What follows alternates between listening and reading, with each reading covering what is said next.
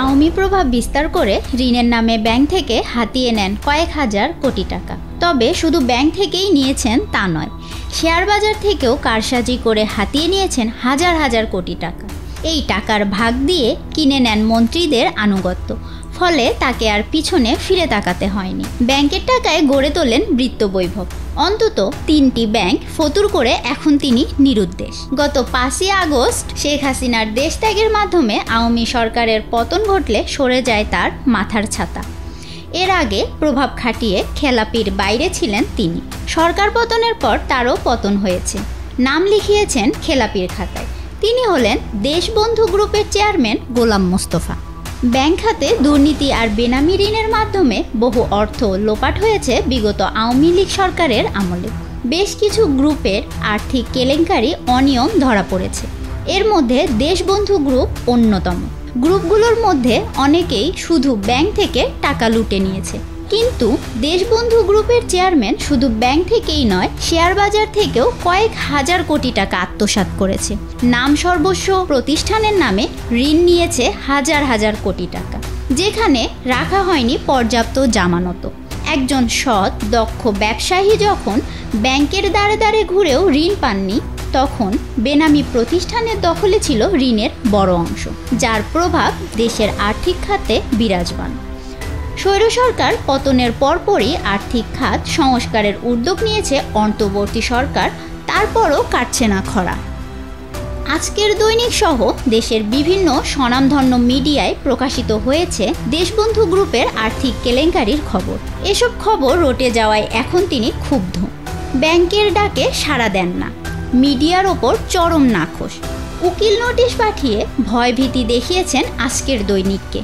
Bank খেয়েছেন, এখন আবার মিডিয়ার কাছ থেকে মান সম্মান গেছে বলে ক্ষতিপূরণ খাওয়ার হুমকি দিচ্ছেন এক আইনজীবীর মাধ্যমে। ইতিপূর্বে একই কৌশলে আদালতের মাধ্যমে ব্যাংকের টাকা না দেওয়ার জন্য রিট করে রেখেছেন। দেশবন্ধু গ্রুপের সম্পর্কে নানা অনৈতিক তথ্য হাতে এসেছে। এর মধ্যে ব্যাংক থেকে পাওয়া তথ্য সংবলিত রিপোর্টই কেবলমাত্র দৈনিকে প্রকাশিত হয়েছে। এতেই তিনি বিভিন্ন শ্রেণী পেশার লোক দিয়ে রিপোর্ট বন্ধ করার বহু চেষ্টা করছেন। টোপে কাজ না হওয়ায় ভয় দেখাচ্ছেন মামলার। জানা যায়, গত 2রা অক্টোবর 2023 সালের 30 জুন সমাপ্ত বছরের লভ্যাংশের তথ্য প্রকাশ করে দেশবন্ধু পলিমার। আলোচ্য সময়ে কোম্পানিটি শেয়ার প্রতি মাত্র 2.5% বা 25 পয়সা লভ্যাংশ ঘোষণা করে। লভ্যাংশ ঘোষণা আসার পরদিন প্রতিটি শেয়ারের দাম 4 টাকা 20 পয়সা বা 18.34% বেড়ে যায়। দেশবন্ধু গ্রুপের চেয়ারম্যান গোলাম মোস্তফা দেশবন্ধু পলিমারের শেয়ার কারসাজি করে শেয়ার বাজার থেকে বিপুল পরিমাণ অর্থ হাতিয়ে নিয়েছিল।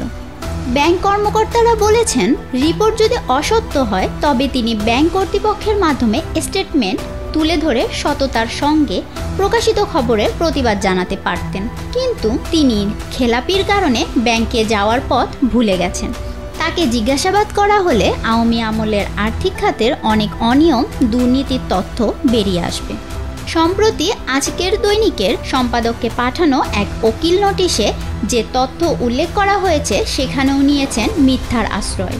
সেখানে দেখা গেছে, তিনি উল্লেখ করেছেন সোশ্যাল ইসলামী ব্যাংক থেকে 5টি কোম্পানির নামে 1589 কোটি 73 লাখ টাকা ঋণ নিয়েছেন। পরিশোধ করেছেন 1146 কোটি 33 লাখ। সেই হিসাবে তার কাছে ব্যাংকের পাওনা 403 কোটি 48 লাখ টাকা। তবে ব্যাংক বলছে ফান্ডেড আর নন ফান্ডেড মিলে পাবে 772 কোটি 62 লাখ টাকা। এছাড়া ফার্স্ট সিকিউরিটি ইসলামী ব্যাংক থেকে ঋণ নিয়ে 3934 কোটি 40 লাখ টাকা। পরিশোধ করেছেন 3605 কোটি 73 লাখ টাকা। তার হিসাবে পাওনা 328 কোটি 67 লাখ টাকা। কিন্তু ব্যাংকের হিসেবে পাওনা প্রায় 1000 কোটি টাকা। ইসলামী ব্যাংক বাংলাদেশ থেকে 753 কোটি ৭৪ লাখ টাকা ঋণ নিয়েছে, যা তিনি পরিশোধ করেছেন 380 কোটি 87 লাখ টাকা। সেই হিসাবে পাওয়া 372 কোটি 83 লাখ টাকা, আর ব্যাংক হিসাবে পাওয়া প্রায় 800 কোটি টাকা। এখানে তিনি মিথ্যার আশ্রয় নিয়ে উকিল নোটিশ পাঠিয়েছেন। এক প্রতিবেদনে দেখা গেছে বাংলাদেশ ব্যাংকের সার্কুলার নাম্বার 16/2022 অনুযায়ী গ্রুপটির লোন রিশিডিউল করার জন্য সংশ্লিষ্ট প্রতিটি ব্যাংককে চিঠি দেয় দেশবন্ধু গ্রুপ। তবে ফার্স্ট সিকিউরিটি ইসলামী ব্যাংক পিএলসি, সোশ্যাল ইসলামী ব্যাংক পিএলসি ও ইসলামী ব্যাংক বাংলাদেশ পিএলসি এই তিনটি ইসলামী ব্যাংক লোন রিশিডিউল করেনি, বরং বাংলাদেশ ব্যাংকের সিআইবি রিপোর্টে ক্লাসিফাইড হিসাবে প্রদর্শন করেছে। সেখানে তিনটি ব্যাংকের শীর্ষ খেলাপি হিসেবে তালিকাভুক্ত দেশবন্ধু গ্রুপ। ব্যাংকগুলো হলো বেসরকারি শরিয়া ভিত্তিক ফার্স্ট সিকিউরিটি ইসলামী ব্যাংক পিএলসি ও সোশ্যাল ইসলামী ব্যাংক পিএলসি এবং ইসলামী ব্যাংক বাংলাদেশ পিএলসি। জানা গেছে দেশবন্ধু গ্রুপটির অঙ্গ প্রতিষ্ঠান দেশবন্ধু সুগার মিলস 2017 সাল থেকে ফার্স্ট সিকিউরিটি ইসলামী ব্যাংক পিএলসির সঙ্গে, 2019 সাল থেকে সোশ্যাল ইসলামী ব্যাংক পিএলসির সঙ্গে এবং 2023 সাল থেকে ইসলামী ব্যাংক বাংলাদেশ পিএলসির সঙ্গে ব্যবসা শুরু করে। দেশবন্ধু গ্রুপের 7টি কোম্পানির অনুকূলে মোট 3টি ব্যাংকের বনানী শাখা থেকে 4,934 কোটি 40 লাখ টাকা ঋণ নেয়। নাম প্রকাশ না করার শর্তে বাংলাদেশ ব্যাংকের একজন কর্মকর্তা বলেন, সম্প্রতি দেশবন্ধু গ্রুপ লোন রিশিডিউলের জন্য বাংলাদেশ ব্যাংকে আবেদন পাঠিয়েছিল, সাথে আদালতের কিছু কাগজপত্রও দিয়েছিল। তবে বাংলাদেশ ব্যাংক থেকে সরাসরি ব্যাংকগুলোর সাথে যোগাযোগ করতে বলা হয়েছে।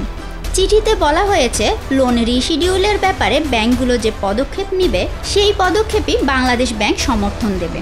এরপর থেকে বাংলাদেশ ব্যাংককে চিঠি পাঠানো বন্ধ করে দিয়েছে। ব্যাংকের সংশ্লিষ্টরা জানান, প্রথম দিকে এই প্রতিষ্ঠানটি ভালোই চলছিল, কিন্তু পরে আওয়ামী সরকারের ক্ষমতার অপব্যবহার করে প্রতিষ্ঠানের প্রতি নজর না দিয়ে ব্যাংক থেকে টাকা নিয়ে বিদেশে পাচার করেছে। ফলে ইচ্ছাকৃতভাবে খেলাপি ঋণে পরিণত হয়েছে গ্রুপটি। এই গ্রুপের চেয়ারম্যান গোলাম মোস্তফা সিংহভাগ টাকা দুবাইয়ে পাচার করেছেন, সেখানে বেশ কিছু প্রতিষ্ঠানে বিনিয়োগও করেছেন।